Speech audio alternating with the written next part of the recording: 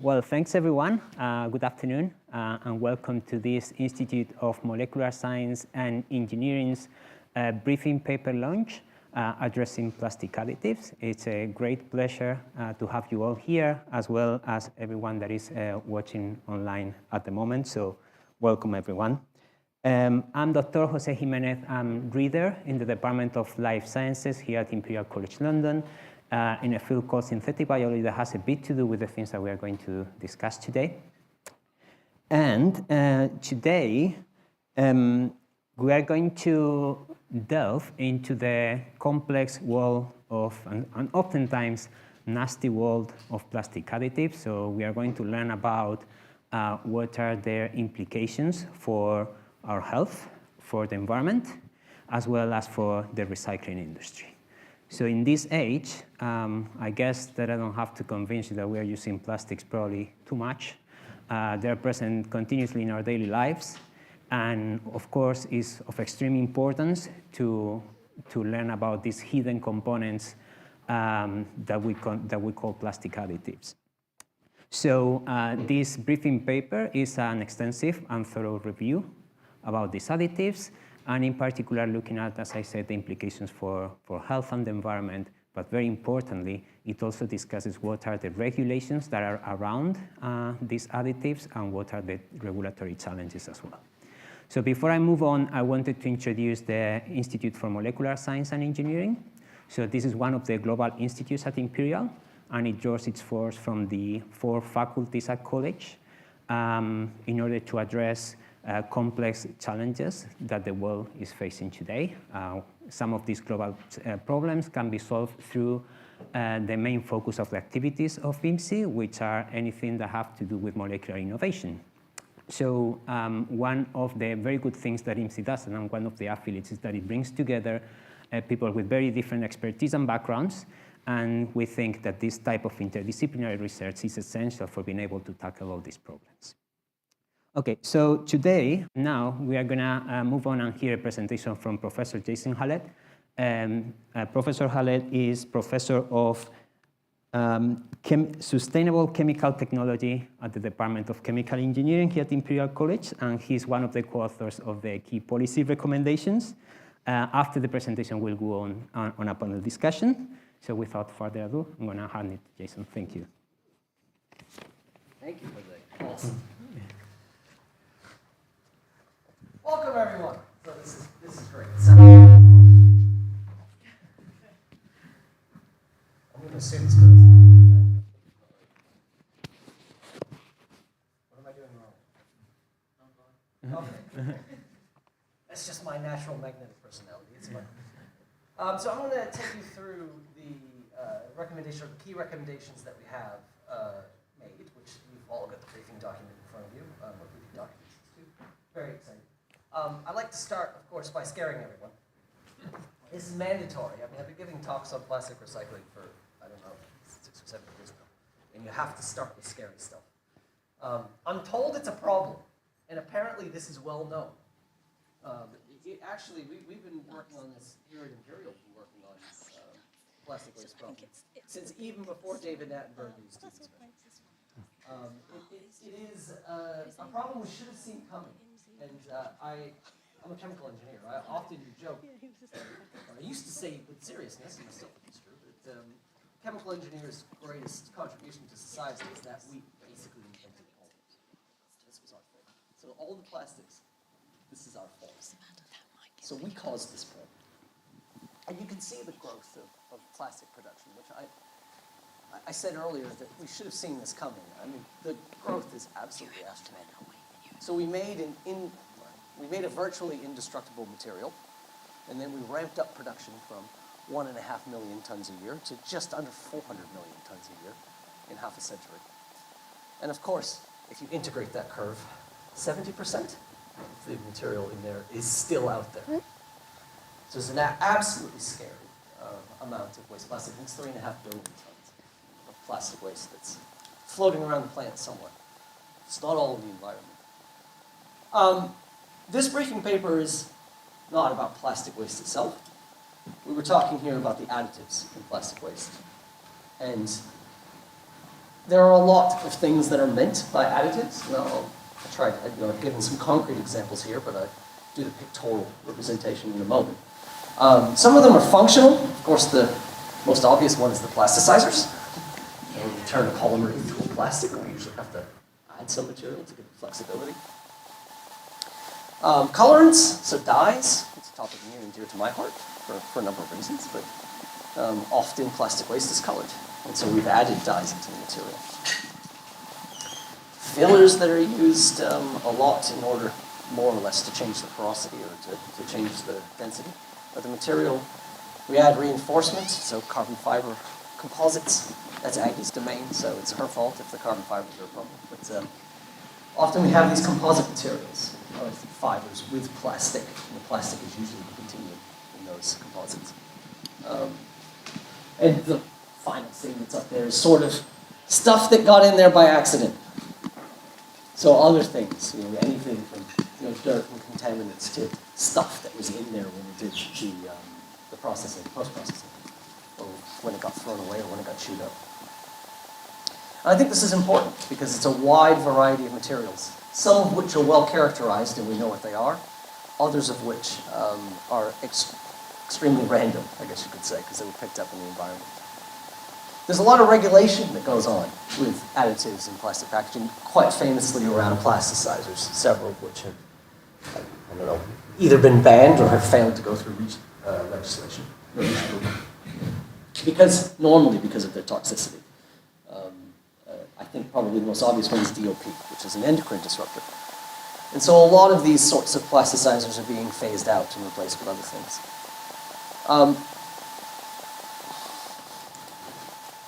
Part of the reason that these additives are an issue is because they impact recycling.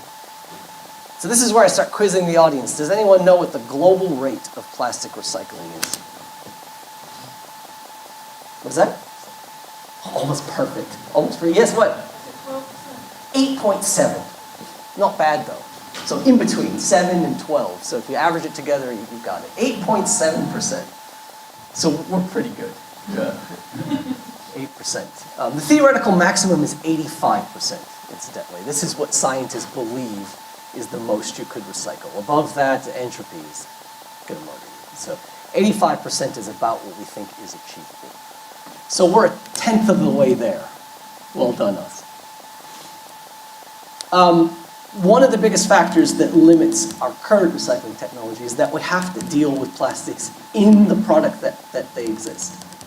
I get into a lot of trouble at plastic recycling. I was at the Gordon conference recently, and they almost blew me off the stage. But I asked a simple question: why does everybody work on PET all the time? So plastic bottles, as far as I'm aware, are the only single plastic material out there. Even they have got all of these additives in them, but at least they don't have another polymer. So we did a project here at Imperial a few years ago that ran, as far as I can tell, forever, on multi-layer plastic packaging. And I've shown a picture up there of what exactly is involved in the 7 to 11 layers that make up a crisp packet. It contains usually 5 different polymers, including the glues, so the polyurethane glues that hold it together. Metals, that are usually there as an oxygen barrier. Again, plasticizers that are there to give flexibility. Sometimes the cellulose that's in there to protect the food from the metals that we put in there to protect the food from the oxygen. So you get the idea. So we keep adding more and more things and making it more and more complex. You look at a crisp packet, it doesn't look all that offensive, but actually it is. The worst one's a Kit Kat wrapper because of the wafers. Apparently those have to have 12 different layers. Absolutely scary. So is it a shock that we can't recycle this? No. And it's not the polymer that's the problem. The polymers in those lovely crisp packets would be perfectly easy to recycle if we could get all the garbage away from them. The other one, I mentioned dyes and colorants. So on the top there, I've shown bags of plastic textiles. So my second quiz. Does anyone know what the global recycling rate for textiles is? This does include cotton and polyester. It's a little less than 1%, yes, about 0.7%. We're really good on that one. Yeah. The only material I'm aware of that we recycle at a high rate is PET bottles. So as I mentioned, the mono material. Almost all, I can't remember the exact percentage, but almost all PET bottle recycling is recycling bottles into textiles. So there's actually a lot of clothing that contains recycled plastic, but that's because it's recycled bottles into textiles, not recycled textiles into textiles. So it is a cascading recycling system, even when we get it right. We're dropping it down, not pushing it up. The big problem with textile recycling is the dyes. So the reason that textiles are virtually impossible to recycle is because of the dyes. When you melt polyester that's dyed, the dyes decompose. Either off-gassing toxic chemicals, or just turning it an ugly dark brown color. Either way, it's a big problem. And so the only textile recycling in that 0.7% is black fibers. Because the only thing you can do with the nasty brown recycled PET is dye it until it's black. So, that's me scaring you. What did we say in the briefing document?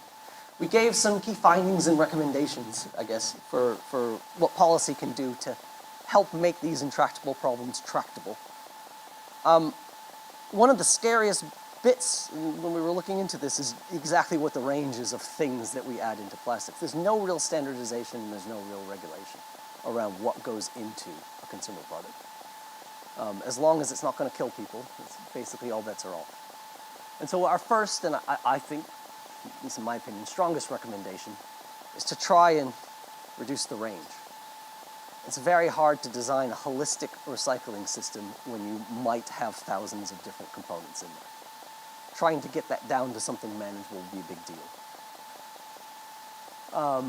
We have incidentally done this in a couple of industries, one of which is coloring of textiles. We don't do this with other types of plastics. So packaging, you can use almost anything. But in textiles, they really only use 12 dyes commercially. That's not too bad. We can handle 12. The sustainability assessment. So at the moment, even when people do talk about sustainability in plastics or the impact of recycling on performance, again, there's very little standardization about this. So some guidelines, some benchmarks for what exactly is and isn't allowed and what exactly is, should and shouldn't be our targets in this area. We'll go a long ways towards designing better systems in recycling. Obviously, academics can't possibly make any recommendations that don't include giving us more funding. But I do think that this is an area where we really don't have infrastructure that's capable of dealing with the problem. We do need new technologies. I mean, we're crying out for new sorting technologies all the time. That's just to deal with the input materials into the existing system. If we want to broaden the scope of what we can recycle and push that 8% up to, I don't know, 20, wouldn't that be nice? Much less 50 or 70 or 80. Then we're going to have new technologies that can deal with materials that right now we are incapable of recycling. And finally, and this may or may not happen anyway, but I think it's an important recommendation. This is a global industry. And if the UK has different regulations to the rest of our market, it's going to be very difficult to homogenize our recycling systems. And so we do need some way of aligning the UK and at least the European standards in this area. Otherwise, we're going to be importing products that don't fit into the system that we develop here for our domestic products. And the last thing we want is to have to start sorting our recycling products by origin. That would be a bit of a nightmare. So I believe that is the end of my recommendations. Am I introducing the panel? Thank you. Well, thank you very much. Oh, thank you. Thank you. Nice thing. So we are going to now move on to the panel discussion, if you don't mind taking your place on the stage. Brilliant. Yeah, just a bit of housekeeping before we move on. We will have a Q&A session, a Q&A portion at the end after the panel discussion. So for those of you here in the room, please save your questions until until the end. And for those of you watching online, please type the questions in the comments section that you have on the web, and then someone from the IMSE team will read them loud when we get to the Q&A portion. Okay, brilliant. Thank you very much. So we'll move on now to the panel discussion, as I said. We're going to start by introducing the different members of the panel. I'll start with myself, and then if you don't mind, we'll go around the table. As I said, my name is Jose Jimenez. I'm reader in synthetic biology, and I have an interest in using enzymes and microorganisms for managing plastic waste, and hopefully including additives. We think that there are some advantages for doing this, which include the fact that complex waste streams might be something that enzymes can deal with, even while other recycling technologies might not be able to do it. You know Professor Hallett? Yeah. Yes, well, I'm Jason Hallett. I work on chemical and mechanical recycling of plastic packaging and also textiles, a great form of textile recycling. And I was the PI on our Greener Plastics Future program, which was a college-wide plastic recycling program for what felt like about 30 years, but was actually only 30. Victor? Yes. My background is a student here at Imperial 5-6 years ago in the environmental engineering school. Started a PhD as well. I did a very brief stint working for Goldman Sachs, only to then start a company, Recycli, where we specialize in developing AI-based vision systems that scan waste and identify all the different material streams in household waste facilities, and then we have robotic systems that sort them out. And today we're a company based out of London. It's about 50 of us and starting to expand across Europe, deploying our sorting machines. And very passionate about this subject because obviously all the challenging things we see, essentially our life would be a lot easier if there's a bit more standardization, because the big challenge today is, as Jason mentioned, we're dealing with thousands of different polymers and different items. And obviously you can't have one machine for each one of them. Hi, I'm Agi Brandt-Holbert. I'm a lecturer in the Department of Chemistry here at Imperial. And my research interest is also in the chemical recycling of plastics. And we're also just starting a project on multi-layer packaging. So what Jason mentioned is these, increasing the recyclability of the multi-layers, including polymers and.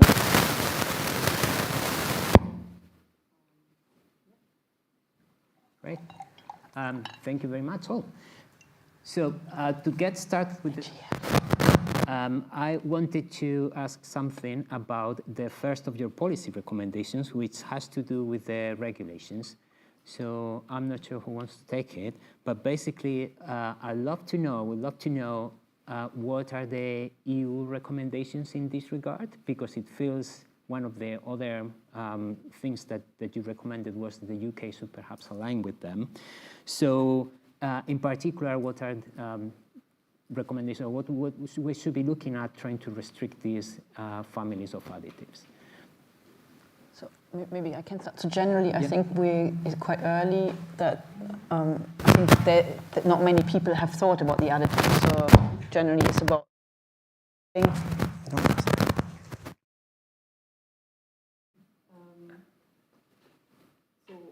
I think there's basically a lack of awareness. I think maybe the first step of these briefing papers is to just to raise awareness. And I think the EU has probably not said that much on the additives yet. But discussions that have been around, for example, not including BPA in bottles, etc. Can you envision something along those lines, like additives that are currently being used for bulk chemicals that maybe could be we could replace by others? So I think maybe in certain points there have been, so the plasticizers, that's already been a discussion for decades now, but I think, for example, the colors and the multi-layer packaging, I think that has just started. People have just started realizing that it's a problem. The EU has recently drafted these regulations, for instance, on what can and can't go into consumer products, only in terms of whether or not it's biodegradable. At the moment, what, am I not on? Oh, there's a thingy. Oh, my word.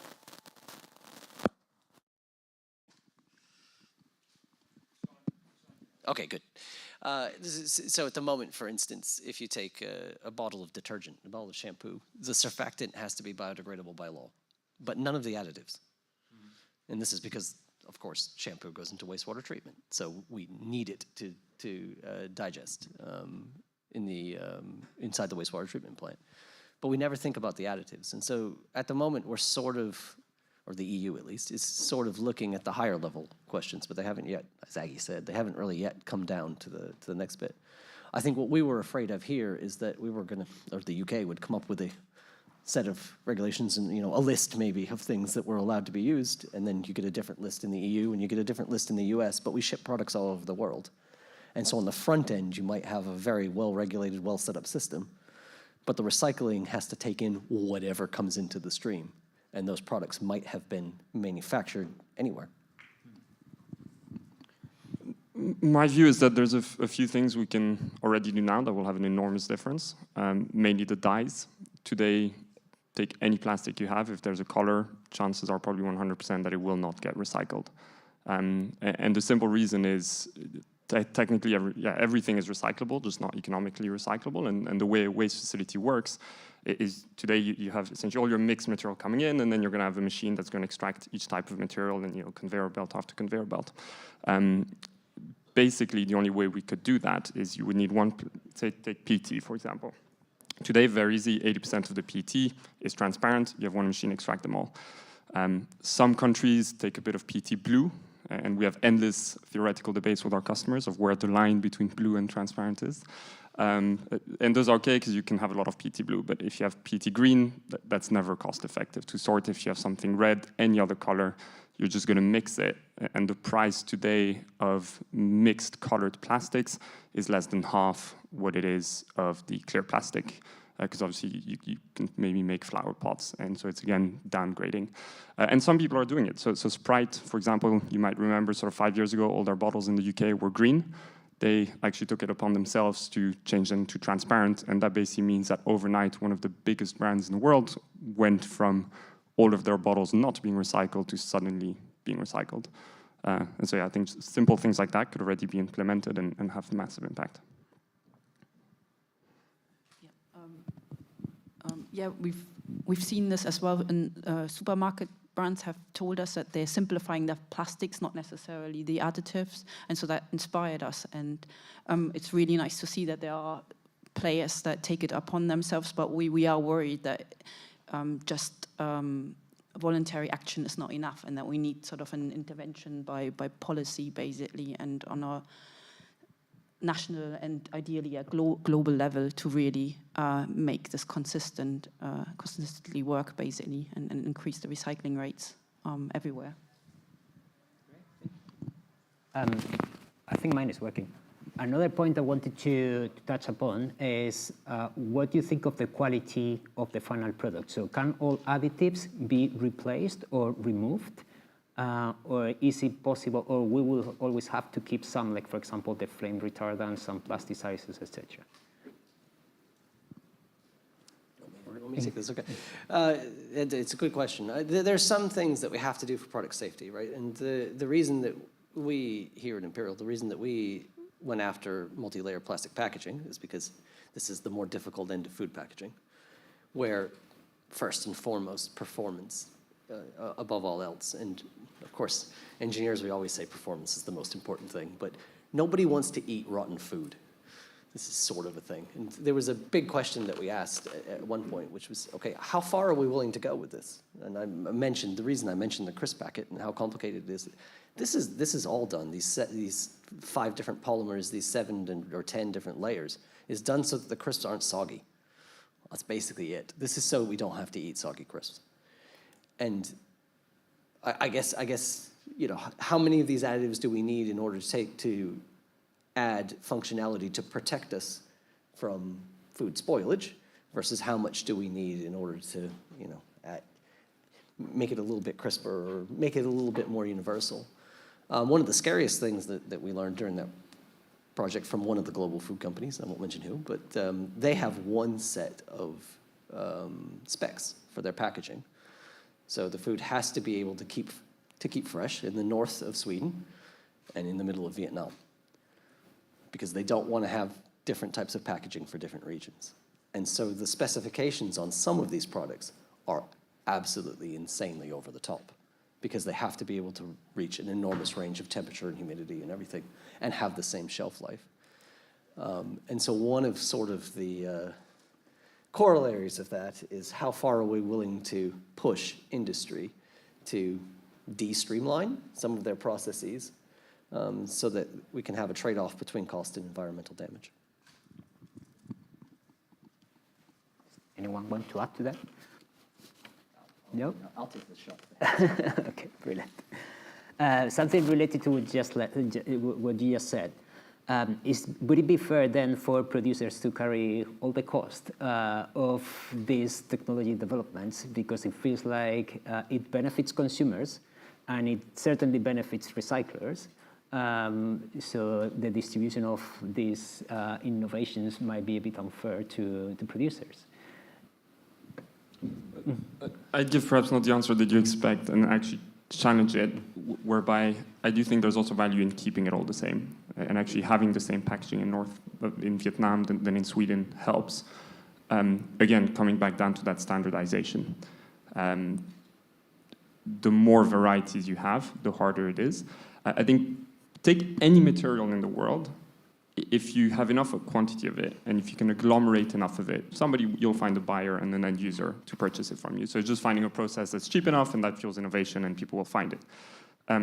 The main thing is, in the waste industry, you work sort of on building a waste plant. It's got about a 20-year lifespan.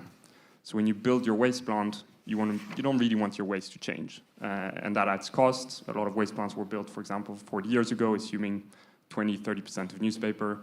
Now they're below capacity. They need massive retrofits. One of the biggest things that would really help the waste industry is just constant packaging that doesn't change. And then, yes, innovation will come, and we will develop machines that can sort them, but if it changes all the time, that makes it a lot more complicated. One particular example that's a very sort of hot debate at the moment is bioplastics, likewise, which have been branded as this wonderful thing, and I'm sure as consumers we all love it. We sell our machines to loads of waste plants and composting plants. All of them hate bioplastics. The waste plants, they want a nice PET. If now you give them some crap that's going to degrade, well, not great. They're not going to have a good quality material. Likewise, even the composting plants, a lot of these bioplastics are industrial composting. They basically degrade way, way slower than the normal plastic. So some are looking at purchasing some of our robots to actually sort it out, because it just doesn't degrade as well. But it's a tricky balance, I guess, between having more of almost a dictatorship that sort of tells everyone exactly what type of packaging and you cannot change, while it's also enabling innovation. Because, yeah, maybe research here at Imperial will yield suddenly a new wonder material, and actually could make the whole process better. And then you want to sort of leapfrog to that new process, but it's, I suppose, that intermediate period where you have this minority material that's entering a stream, so nobody's really paying attention to it, so it probably doesn't really get recycled, to having something that's generally really economically to recycle, but you need to build. Essentially, the risk is not thinking just of the packaging, but always about the network and the infrastructure we have for all of that collection, and that there's just a lag in adapting the infrastructure to the packaging, and it's finding that right balance. That's, I think, one of the biggest challenges in sort of balancing that approach and the speed in which you want to apply those regulations.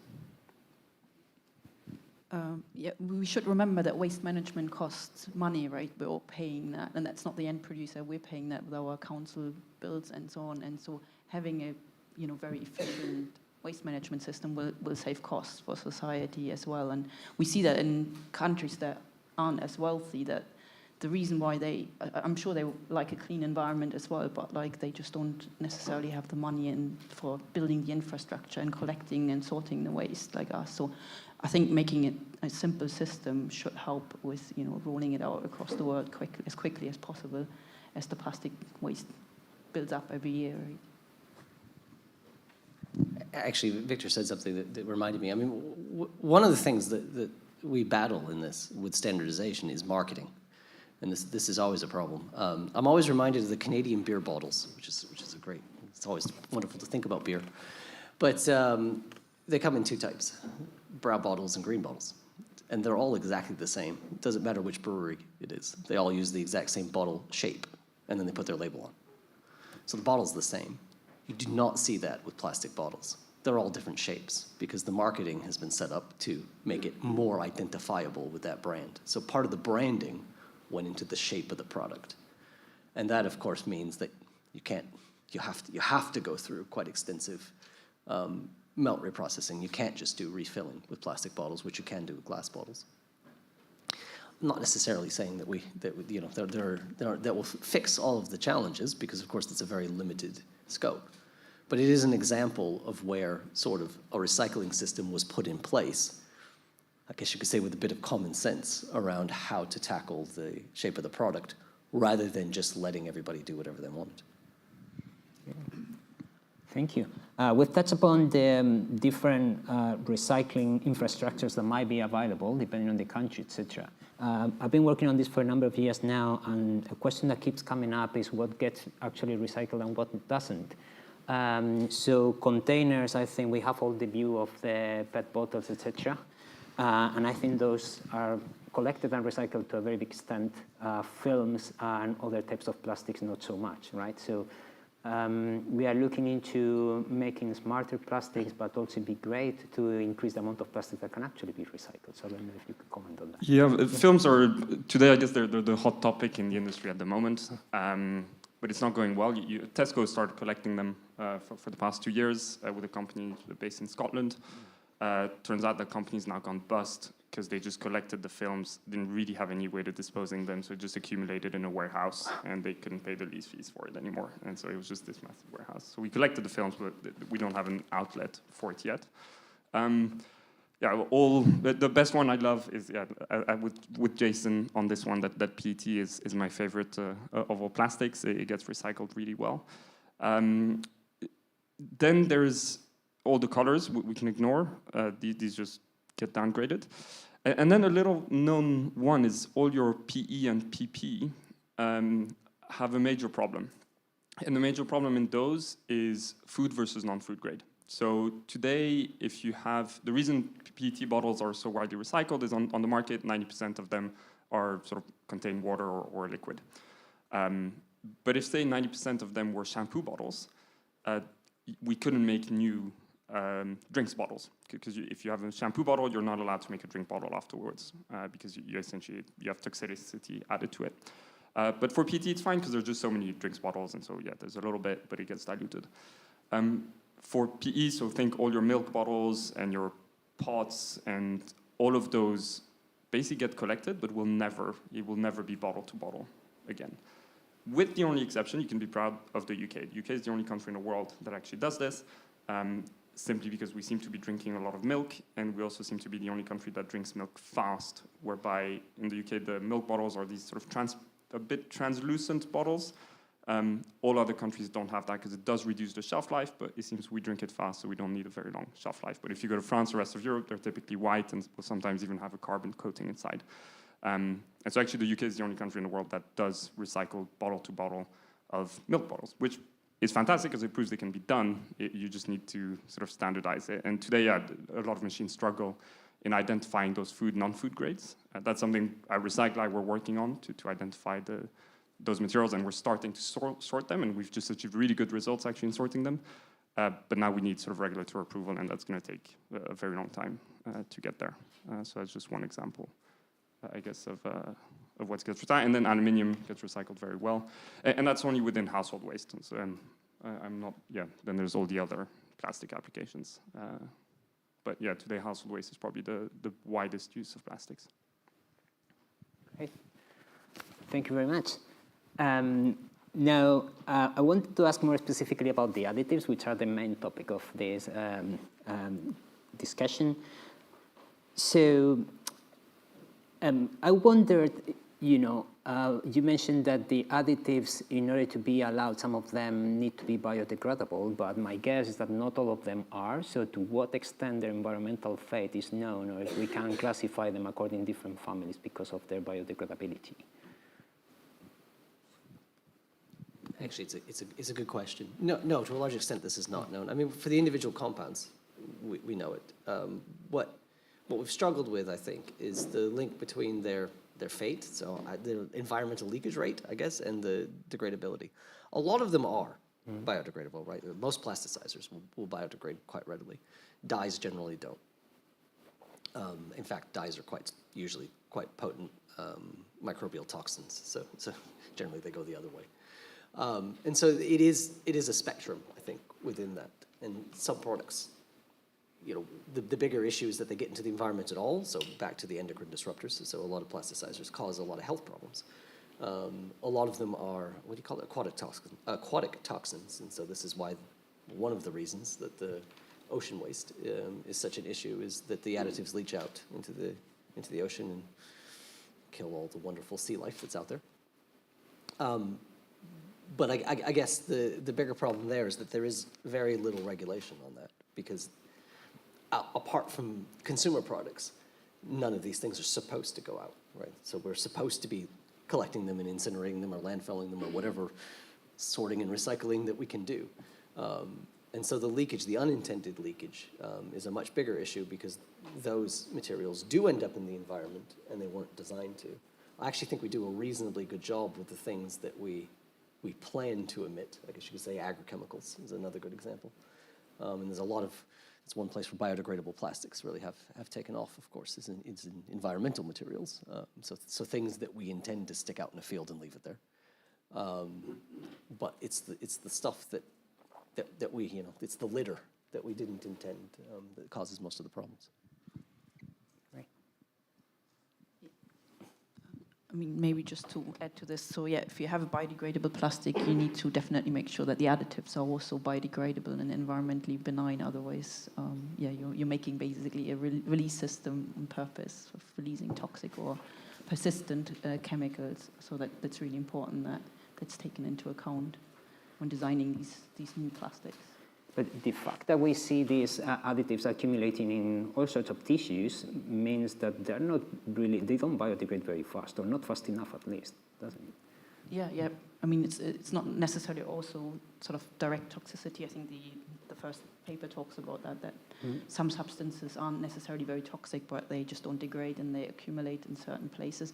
And we don't know yet, because they haven't been around for a long time, and the concentration, the amounts are still building up, what it will do. And also the paper also talks about multiple of these compounds building up at the same time. And again, that hasn't been investigated or modeled, and we don't know what that will do to the liver or the fish or the breast milk, so where it sort of like occurs.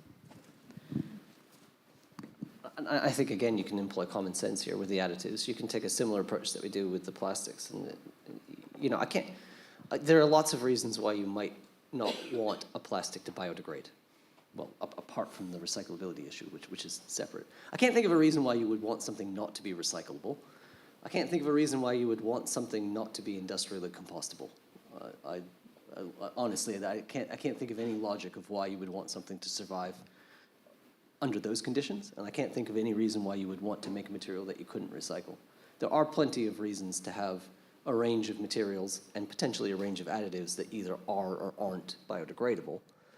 How we deploy those, I think, in a smarter fashion is quite important, and matching them up and using the non-biodegradable materials only in situations where we have to have materials that don't biodegrade, I think is quite important. But the recyclability, first and foremost, should take precedence. And if we are putting materials out into the market because they are biodegradable but they aren't recyclable, we are kind of trading one problem for another and potentially creating an additional one by messing up the recycling system. Okay, thank you. I have another question about the toxicity of families of additives. That is something that is covered, I think, in the briefing paper. And I found very cheeky that when some of these molecules get forbidden, then they're replaced with pretty much a molecule with almost the same structure, maybe with an extra carbon. And I wanted to know, the problem, I think one of the problems that are discussed in the briefing paper actually is that the assessment of the toxicity of these molecules is done one by one on a case-by-case scenario. And I wonder if it'd be possible, or what are your thoughts about trying to assess the toxicity of whole families now these days that we have AI, machine learning, and other methods to try to come up with different strategies to do this? It's a great question, I have to say, Jose. What I can tell you is that the reason that toxicity testing is done on a case-by-case basis is because it's traditionally been very hard to predict. So the traditional structure-property relationship, you add a carbon here, what happens? Actually a lot. So toxicity is actually a function of many different things. Well, you'll know this better than I do, but it's actually a function of a lot of different processes that go on. And so I guess the straightforward chemical relationship really is quite difficult to tease out. Biodegradability is a little bit easier, but it's still quite challenging. Whether or not machine learning and AI tools will magically make all of this obsolete, I don't know. It's a great question. Yeah. Great. It might work well, but you might also sort of penalize or forbid like a compound that might be okay because, you know, that one change that you do in a certain place means that it degrades very differently and it behaves very different in the liver. Yeah. So I'm not an expert in this, but I'd worry that you might, maybe you have to then, you know, forbid a family and then like allow the outlier after testing. So yeah, it's an interesting problem. Yeah, most of the regulations seems to follow the, react to the problem rather than try to prevent it. So that's perhaps one of the challenges as well. Okay, I wanted to ask a final question from me. So if you had to give an example of one formulation that should be absolutely banned, never used, which one would that be?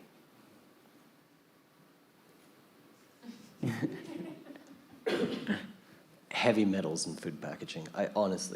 Do we use heavy metals in food? We do. Aluminium and nickel are used in a lot of food packaging.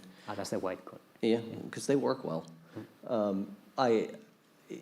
First of all, it renders a lot of packaging material completely unrecyclable because when you melt it down the plastic, you then get gray particles of metal dispersed throughout the plastic. So now what are you going to do with it, right? And so that is a huge problem, and that would be quite an easy function to replace. It may be more expensive to replace it with something else, but honestly, why we put highly toxic materials into food packaging is beyond me. Yeah, hard to tell. I think my ideal scenario is that we just start looking at waste facilities and they'll have what's this residue line, all the stuff that the waste facility didn't think was valuable. And that's basically the line where you see all the terrible stuff that has no value. Your multi-layer ends up on there, your colored plastics end up on there. And just, have a look, read the brands and tax all the companies that end up on those lines and their products more than the other ones. And that is somewhat what's starting to happen with extended producer responsibility and sort of producer pays. And then I think that's the perfect incentive of, if your product is designed for that infrastructure, great, you pay less, and if it's not, you pay more. Or invest in then fixing your product design. Yeah, I was going to say black plastic, because I think that the current sort of optical methods just can't deal with it. They can't see what it is. Now we can. Oh, you can, okay. Okay, then that's fine. Brilliant. Well, thank you very much. And I think we should probably now open the session to questions from the audience. We have one at the back. So something that I wanted to remind you, please wait until having a microphone so that everyone can hear the question, including the people watching from home. Oh, hi, can you hear me okay? Yes. I'm Janet from Plastics Rebellion. You probably can gather that we're worried about plastics and the impacts on human health. I just wanted to say, Jason, you didn't see it coming. I saw it coming when I was 10, when I used to burn crisp packets in my back garden. And just my gut, my eyes, my nose, my ears told me that this was going to be a big problem. And I asked my mum, what happens to these mousse pots and these crisp bags? And she said, we bury them. So I buried some, and guess what? They're probably still there. I dug them up quite often. But anyway, that's not my question. This is my question. I've got it written down. Oh, and by the way, I can't remember your name next to Jason. I disagree with you. I think we have to be absolutely Maoist about single-use packaging. I think it's too much of a problem to be like, hey, we don't want to be a bit nanny state about this. I think, you know, it needs Big Daddy even more than nanny. But anyway, my question is this. Sorry, and it was very difficult to get this question short, so do bear with me. I apologise. How far are you prepared to admit that the recycling project to retrofit circularity onto plastics isn't working? That we are all guinea pigs in uncharted territory, that the notion of disposability itself needs challenging, and that reducing needs to be one of your recommendations? Second part of the question. This is the elephant in the room, isn't it? It would be great to have clear, simple additives regulation, but isn't the major thing that no one is talking about is that many single-use plastics need to be massively reduced or phased out entirely, and reuse schemes developed instead?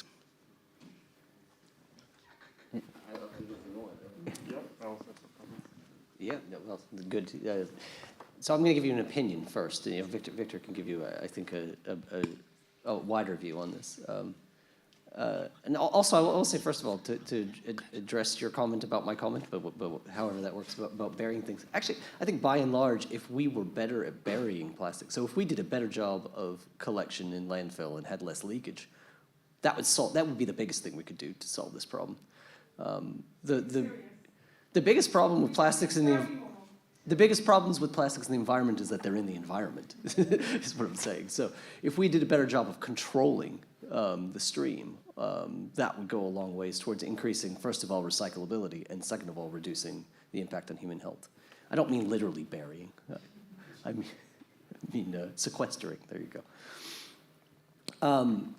I don't think anything in this briefing paper was meant to suggest that we shouldn't be following sort of the hierarchy of reuse and reduce.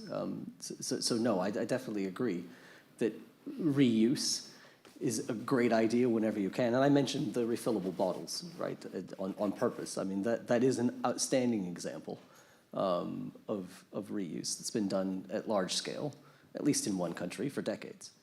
And I don't, you know, there are cases where that approach is eminently viable and we should adopt it.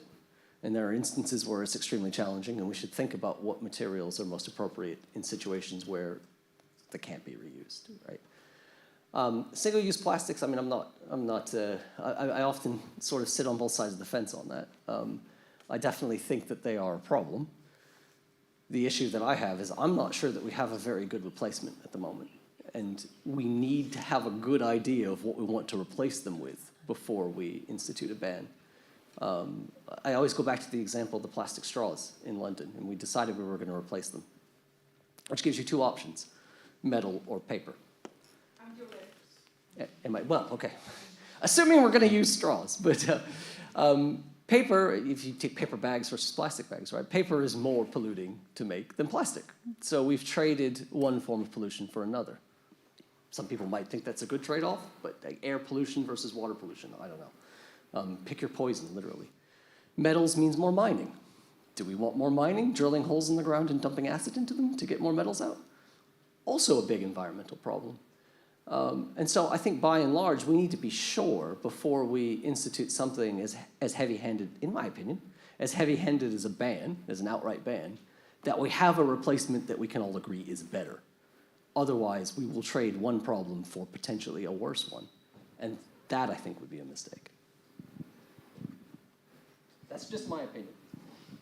Yeah, I don't have much to add to that. I think it's exactly that. I do think, unfortunately, plastic has gone on a bit of a bad light these days. But in large, yeah, I do think plastics are fantastic for a lot of applications. There is nothing better. I'd even go as far as to say that that sort of negative view of plastic has made things worse. The number of packages that I've seen move from plastic packaging to paper packaging, or paper with a small PLA layer inside, which is now not recycled or not recyclable, yet viewed by the consumer as sort of this wonderful thing, paper-based, because it's not plastic, can actually set us back in sort of recycling rates. So, yeah. I think we need to be careful that we don't take everyone along. And if you reduce. So what I think the important part is to not reduce the quality of life and the enjoyment of people. I think we've seen that in the discussion with climate change and global warming, that when people say, degrowth or, we have to use less, then people will not be on board. They will say, I want to drive my car. And what in the end will now happen is that we're developing new technologies and approaches that we can keep our way of life and bring people, plastic is convenient, and there are still populations in the world that will use more plastic. That's why it's increasing, because they don't have access. And we need to make sure that we don't trade it off. We're increasing poverty or we're reducing people's quality of life. And so that I think it's a trade-off. So I think we need to not just reduce. I'm sure we're overusing plastics in some areas, and it's sensible, and there will be better solutions for reusing. But I think there's areas where plastic is absolutely the material to use, and we just need to make sure that we're managing it wisely. Yeah. Just to add to your wonderful chart, which I think you could have made even more scary because it wasn't to scale the bottom axis, and just showed how steep the actual rise was. But by 2050, our use of plastic is actually going to triple. So as much as we're using, we're not using our straws or using our reusable. I'm sure Imperial probably has one of, loads of water fountains. It's not going to decrease. It's increasing massively, and that's simply because the developing world wants to live to the standards we live to today. And so, I think we need to be considering a world where the plastics are going to be here for a very long time.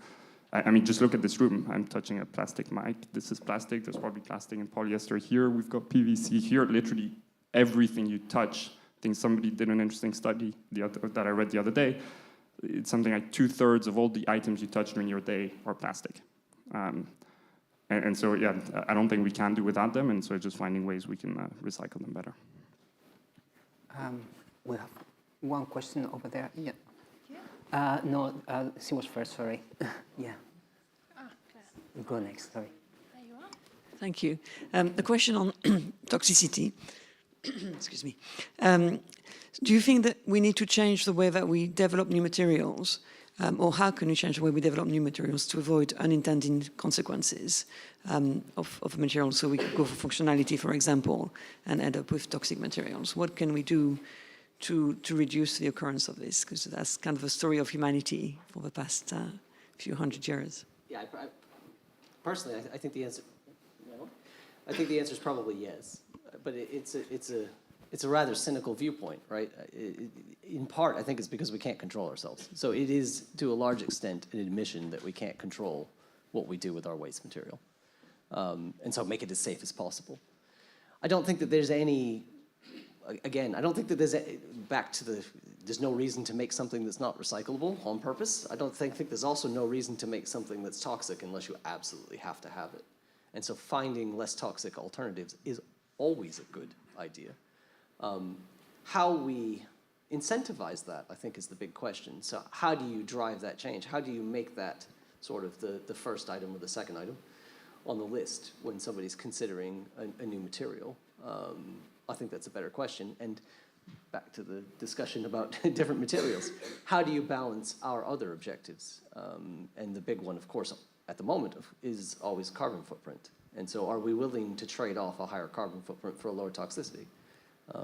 I personally would say I'd rather have things be less toxic and emit more CO2, but not everybody feels that way.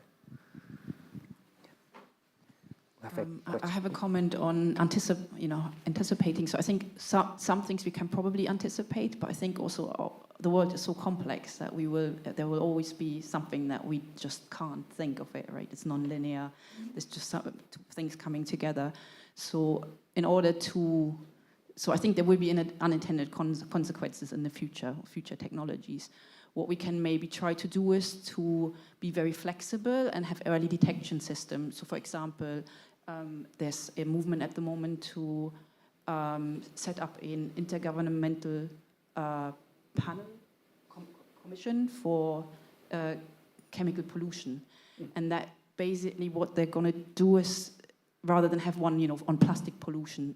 So it looks at any sort of pollution that comes from chemicals, and that panel will set the themes, and it will sort of ask for input, and so the topic and the focus will shift, and I think that will be really useful so that it doesn't build up, so that, when you see that curve going up, that panel already sort of puts it on the agenda, and we start discussing the problem and thinking about solutions. So maybe earlier detection rather than thinking we can anticipate everything at an early stage when academics are researching in the lab.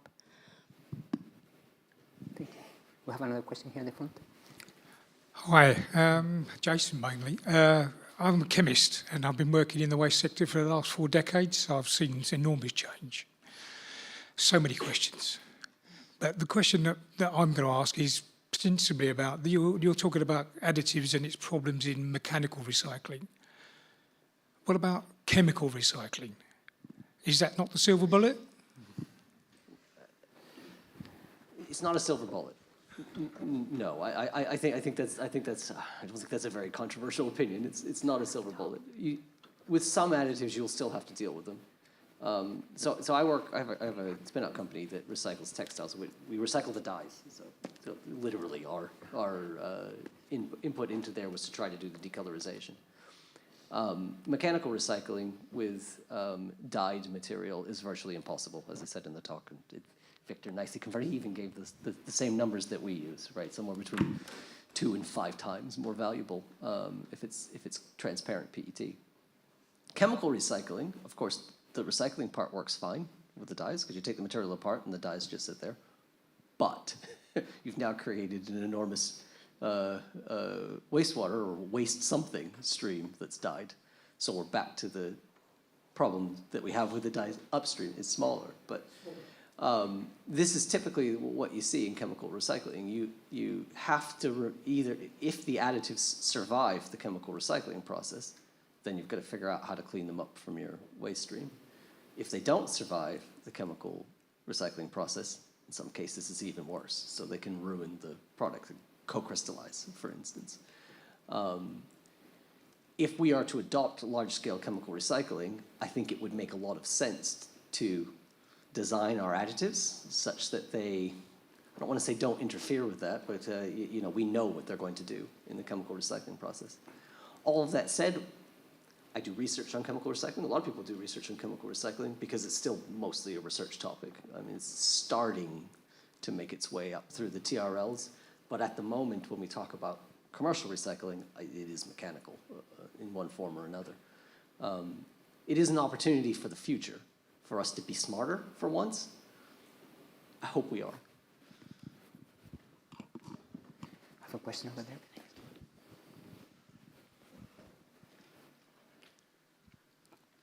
Oh, right, okay. Yes, so my name's Michael Worst. I work for an organisation called ChemTrust, who work on chemicals policy and regulation, environmental policy, mainly at EU level, but also UK level. So, and we did produce a commission report on chemical recycling a few years ago, but I'm not going to talk about that.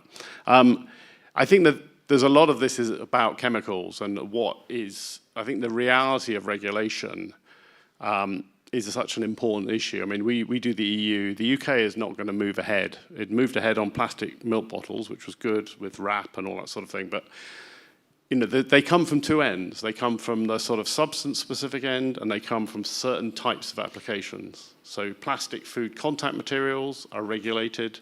There's an approved list of additives. It's not very effective. It hasn't been modernized, but it does exist. As soon as you move away from plastic, you don't have that. And as soon as you move away from food contact materials, you don't have it. And it's all about human health as well, not even environmental impacts in chemical sense. Or you have packaging regulations, where, again, the focus is on recycling and reuse. They're being revised now at EU level, but there's not that much about chemicals. So you end up with, so the material type stuff or the use type stuff doesn't have that much in it. And then the chemicals itself is mainly REACH, the EU chemicals law. And the assumption really is you're allowed to use something unless there's a good reason from a risk assessment point of view why you shouldn't. And so there's a lack of data. There is an attempt to do more grouping. We're pushing that as ChemTrust. the chemical agency is producing these very detailed grouping reports on different sorts of chemicals. Their aim is to get through 27,000 or so substances in these reports, and they're a good way through it. So you get these reports, and bisphenol A was mentioned. You've got bisphenol S, which is very similar and has been replacing bisphenol A. You have bisphenol AF, Z. We did a report on that a few years ago as well. But it's very difficult to move from a theoretical saying these are all in this group to an actual legal control. Because you can say it doesn't make any sense for a producer to produce a toxic chemical, but it does if that's the chemical you've got your plant set up for and you've got your patents in. And it's the chemical that's the cheapest because it's been produced for 30 or 40 or 50 years, whereas the new one is going to be more expensive. So we have this situation in chemical regulation where the regulation is the thing that forces the improvement by getting rid of the cheap products, but actually getting the activity in regulation is really difficult. And I think your report's very interesting in terms of saying these are ways that it could be done, but the experience that you see in chemical regulation is that things like simplification only really happen if you actually say, right, if you're going to use a chemical as a biocide or a pharmaceutical, you must spend this money through this elaborate process, and then at the end, and that simplifies. And the plastic food contact did that to an extent as well. But it's like if you don't have that hurdle, the expense hurdle, there's not really anything driving simplification in the general sense across a market. So regulation is really important, but the question is, and I suppose the question to the panel is, how do you actually get the regulator to be active enough against all the vested interests who will say, well, we're doing fine in this current situation? So the question is a good point. The question is whether that sort of whether there's other ways of forcing the simplification. And the example is when we were talking to supermarkets is that because they have is it the UK government that basically legislated that they need to increase their recycling content. So that's not telling them which material they need to use and how much, sort of what the additives are. They just said you need to recycle more, and they then responded with simplification of the packaging. So maybe thinking of these sort of indirect ways that is easier and that sort of forces a more organic development maybe as well, so that they just, with their purchase, the plastic packaging buyer preferably purchase the good formulations. I don't know how far you can push that, and obviously the big supermarkets, for example, don't cover all of the products there, and so I'm a bit worried about the smaller volumes that aren't sort of controlled by the big entities that have a high value in their brand, for example. But yeah, if you can, for example, dictating just you have to recycle and you don't, maybe that will help indirectly with simplification. It's a tough one. It's a good point. The analogy I would say, I often say that the biggest threat to new technology is steel on the ground. I mean, there's nothing you can do about existing infrastructure. It's very expensive to build up a new alternative. And so, yes, a chemical plant that's running will always be more cost efficient than a new one because the money's already spent. It's a sunk cost. I think Aggie's probably right. There's going to have to be an indirect lever on this, because otherwise you will get into a situation with endless unintended consequences. And so we do have to be a bit careful about let's not say over-regulating, because that's a different issue. Over-specifying, I guess, what needs to be done. Otherwise we'll get to a situation where we choke off new technologies or new products that are coming through the pipeline because they haven't been envisaged by this regulation. And we don't want to stop something better from displacing the current products just because we want to limit what we think are the good current products. And so that is a balance we have to strike, that we don't sort of shoot ourselves in the foot with that. It's a great question, I have to say. We have a question here. Hi, nice to meet you guys. My name is Hamza. I'm a medical student at Barcelona, London. So my question, I guess, could be an extension of the previous question. It's about why are chemicals not undergoing their toxicity reports before being put into production? why are they being tested afterwards? And what might be the barriers to doing tests pre-production? I'm not quite sure what you mean. I mean, in the EU at the moment, and in the UK at the moment, anything that you make more than, I think it's 1 ton per year, I believe, you have to reach certain, well, actually, okay, I do know. So anything that's above 1 ton per year in production, you have to hit certain, you have to measure certain human health, ecotoxicity, biodegradability. You have to run all of these different tests before you can increase production past 1 ton of that chemical per year. And then I think it's 50 tons. There's another set of tests that you have to run on and on. I think the last level is 1,000 tons. And then above that, of course, that's sort of everything we could think of. Below 1 ton, we, at the moment, are not regulating, or at least not regulating beyond the more general regulations. We're not specifically regulating individual compounds below that level, to my knowledge. The reason that we don't is the cost issue. So those tests are extraordinarily expensive. They start, the first levels at about £1 million. And so a producer who's making 50 kilograms of something couldn't possibly afford to pass it through that regulation. I don't know how to square that circle. So I don't know how one would require the same level of, I guess, comfort with a chemical that's being produced at a low level without just eliminating the possibility of it being produced at all. And then we're back to being stuck with whatever's there right now. And we can never innovate even for good. So I think that sort of legislation, I think that was REACH, right? So that's already in place, and I think that's working. I think other places in the world need to catch up, and so I think there needs to be a global level REACH type regulation. It doesn't address, right, the issue that we have with recyclability. So you could have 100 additives that are non-toxic and maybe even sort of biodegradable, but maybe that would still cause issues with the recycling and because they're not compatible when they're mixed together. So I think that's why our recommendation goes beyond that. It's not just the chemical itself, it's how it impacts our recycling and the circular economy. Can we have one question here? There's been waiting for a while. I'll get the microphone, no worries. Just while you're doing that, Jose, I've got one online that I will put to the panel on their behalf. This is from Jane Monk. Increasingly, plastic bottles are labelled with claims of 100% recycled content. Is that technically feasible, and how can it be verified? And what about the hazardous chemicals in recycled plastics? Although the second half Jason touched on already, so the first half perhaps. And we have some brands as customers, so I can't necessarily speak as I like on this topic.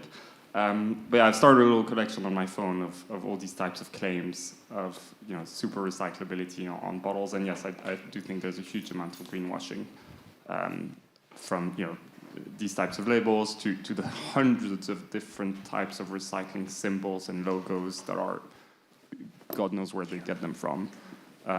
Some are there for a reason, but yeah, they're just I guess that's also an area that's just not really regulated. So my guess is probably no on the 100. And then the worst one I think is also the one that says 100% recyclable, when yes, everything is 100% recyclable. It's just not everything is economically recyclable, and that's obviously a big difference. And I've seen the worst type of multi-layer packaging being said recyclable. I'm sure that in Jason's lab he could sort of peel layer by layer and recycle it, but it's not going to happen. I think Victor is 100% correct on that one, I have to say. And to be clear, what I was saying earlier, you could have a product that contained 100% recycled plastic. What we cannot have is all products containing 100% recycled plastic. We'll start with the very simple reason that we use more plastic every year.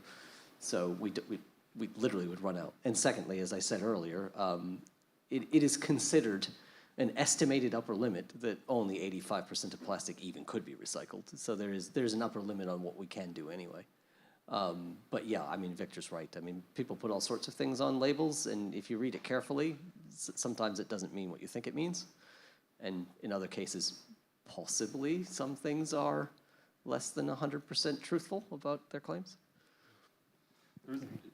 If I can just add to that, there is one good thing out of that, and it is that all the biggest FMCGs in the world have set themselves incredible targets in terms of the amount of recycled plastic they want to hit.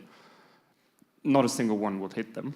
I think on average, if you take Coca-Cola, Procter & Gamble, more or less they're all aiming like 30% recycled plastic use by 2025. I mean, they all set these targets a few years back. But yeah, we're at 8% globally, and you still have some that are 1 or 2%. I think Coca-Cola is the best one, probably at around sort of the 8 or 10%, I'm not sure.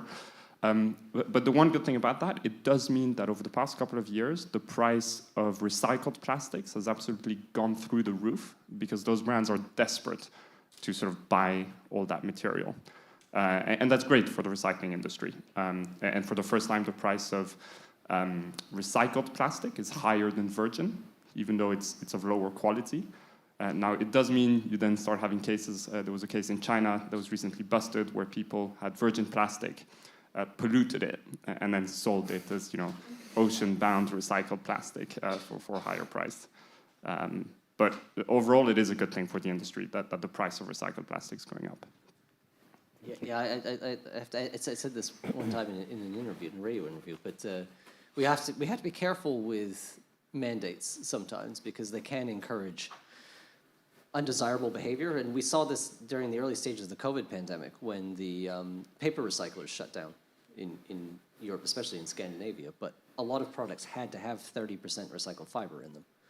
And so what the paper mills did was they took the paper off the line and then sent it back to the beater. So they basically just recycled it before sending it out. And while that sounds awful, because it is awful, they actually had to do it because otherwise they couldn't sell the product because the recycling stream was offline temporarily. So we need to make sure that we don't say, okay, we have to have 70% recycled plastic. Well, what that will mean is that Coca-Cola and Pepsi and whatnot probably could pay insane amounts of money, but then nobody else would be able to afford it. And so we need to make sure that we encourage good behavior rather than encouraging people to make plastic and recycle it so that it's recycled without actually using it. That would be silly. So we have a question here. Yeah, hi, I'm Gerald Laroux, reader in Independent Life Sciences. My question might be naive because I'm not in this topic, but basically I feel that we speak about the additive we know, but I guess in 1 year, next week, there will be new additive coming into the market, and we don't know maybe how to recycle those, and I feel it's like an endless discussion where we might have the solution for the one we know now, but the one we do in the future, we don't know, and we will fall back into the same situation in 5-10 years where we have a new additive or plastic material, but we don't know how to recycle those. And so what are your views about this endless situation and biodegradable additive and how they can be implemented and the proportion you see and in a particular market point of view and for academics for the implementation to replace those chemical additives? Thank you. I think my view on the biodegradable ones is, in my view, we shouldn't have them in Europe, or for household waste packaging. And by that, I mean most of our packaging doesn't end up in the environment in Europe. It does get collected. I mean, it either goes to landfill, to incineration, or to a waste facility. And so putting biodegradable plastics in there is almost giving up. Different story if we talk about countries that don't have that collection infrastructure, then yes, absolutely, I do think biodegradable plastics have a big role into it. The key, I think, is partnerships between the producers and the waste facilities and the reprocessors. So say you have a new additive, I wouldn't want too much regulation on prescribing what's allowed and not allowed. I think the regulation should be much more on, does it work in the system or not? Because if it does, yeah, you might have a completely new additive, but if it can be detected in the waste plant with the current machines, great. If it can then use the same reprocessing plants to turn PET from bottle to bottle, or then, let's go for it. Whilst if there's at any one of those stages it can't work at all, then it's probably not the greatest one. I think the challenging one is the leap of if you do have one that would be an absolute game changer, but does require us to change all of our waste plants, yeah, I think that's a bit of a trickier one because maybe it would be an amazing impact, but you need to then change everything. I think Victor's right in the short term, and also it makes good business sense usually to try and work with the existing system. Additives are a bit difficult. I know with bioplastics of different types, you see both sides of this, right? PEF, I don't know if this is entirely true, but because I haven't tested it myself, but PEF, which is a bio-based alternative to PET, supposedly can be recycled in the PET stream and mixed. They're 100% blendable. So if you had 5% or 10% or 20%, they would just go together and it would just sort of slowly blend into the infrastructure, and you don't have to change anything in the recycling infrastructure. I don't know how widely that's been tested, but that's one of the things that has been reported about it. PLA, that's not true at all. And so polylactic acid bottles can't be recycled alongside PET bottles. So with additives, I think we need, in the short term at least, we need to take the approach that we're going to work within the existing infrastructure. I'm sure Victor's right. We never want to avoid the possibility that something is going to be so incredible that it's worth disrupting the entire system for. But in my experience, if things are too disruptive, they just won't happen. The more disruptive the technology, the more destructive the new product, the new chemical, the higher the barrier to entry it's going to have. Can we take one final question? There was one question at the back. Yeah, thank you.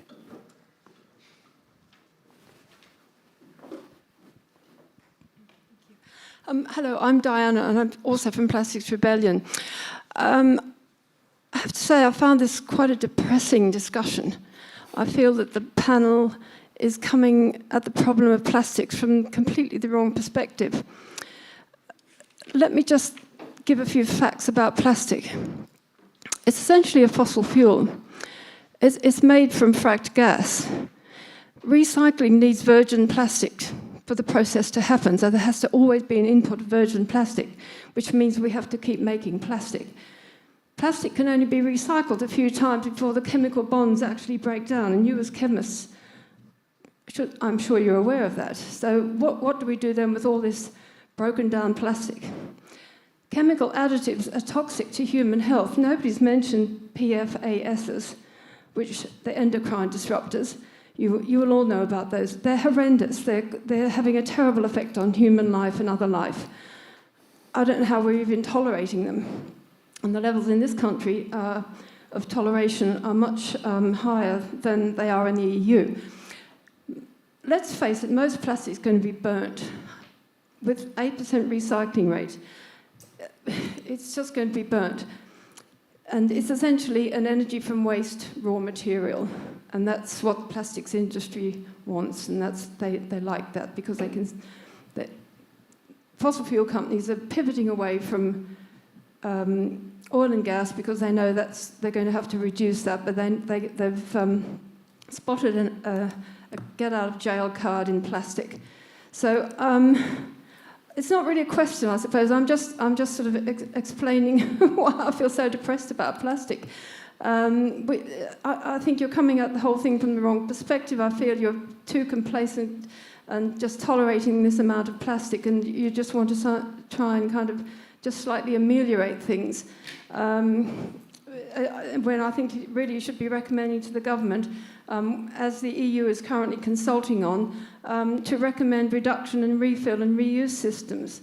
That's really the only way to go. And I know that one of you mentioned that we can't limit people's enjoyment of life. Well, I don't think sort of having your child's endocrine system disrupted is actually, something to be enjoyed. Plastic might have a lot of advantages, and there might be lots of wonderful things about plastic. Yes, it is a wonderful material, but generally, when things are too good to be true, they're terrible, and it's coming back to haunt us. I'm 70. In my childhood, we didn't have plastic. When I was young, plastic appeared when I was about 10 as well, and it's all happened in my lifetime, and it's horrifying. It's absolutely terrifying to think that people in the global south are burning these tiny individual sachets over fires to cook their food. What have we come to? I don't know why you scientists aren't really shouting about the plastic problem instead of just going along with it. Actually, Yeah, I don't that's- think I have to disagree with that. I mean, no one here is going along with that. The first recommendation of the briefing paper is actually to reduce the number and the families of additives used. So I'm sorry if it came as completion, but I don't think it was actually the case. What they were trying to say, if I understood correctly, that sometimes by solving a problem, you shouldn't try to create another one that is even worse. Yeah, but that was the first recommendation. I'd love to give the other for compensating for all the doom and gloom. I do think there have been wonderful things about plastic, as controversial as it sounds. The first plastic was actually invented to replace billiard balls in Chicago. Billiard was used to made from ivory. It was killing hundreds of elephants, and it's actually a company that put an ad for $10,000. Somebody could essentially come up with some replacement to that shell-like material, and that's how cellulose was invented after a few years. That single invention probably saved elephants from extinction, because before we would make, essentially, we didn't have plastic, so the only material that was sort of flexible enough to be sort of polished so accurately was elephant horns. Then came Bakelite, the second plastic, that was able to replace shellac that people used to have, and other horns that was really at the time the only material that could fit the properties of sort of small, delicate structures while being affordable. Come World War II, you have a massive expansion in the amount of plastic used in the Second World War. Obviously not great, but when the war ends, all that production capacity is there, and it gets redirected into building, essentially the consumerist society we obviously have today. But it has significantly improved the lifestyle of millions of people. Suddenly everybody has a washing machine, suddenly everyone has a car. And bit by bit, that keeps going on, where plastic has lifted millions of people out of poverty, means that we can all have much better material wealth and live better lives. Again, look in this room, like half the stuff has some plastic element. Your paint has plastic elements in pretty much everything.